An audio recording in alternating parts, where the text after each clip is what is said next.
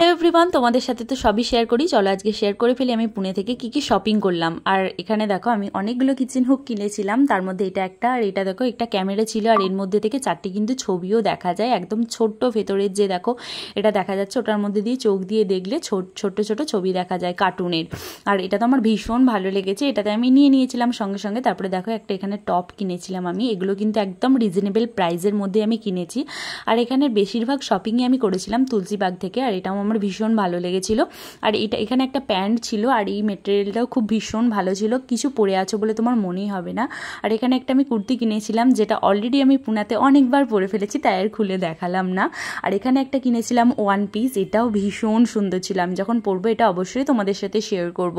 তারপরে দেখো আবার চলে এলাম আর একটা টপ নিয়ে। আমি হিউজ টপ কিনেছি, কারণ ওখানে টপগুলো রিজনেবল প্রাইসের মধ্যেও ছিল আর আমার ভালো লেগেছে। চলো আর নেক্সট পার্টে বাকিটা তোমাদেরকে দেখাচ্ছি। টাটা।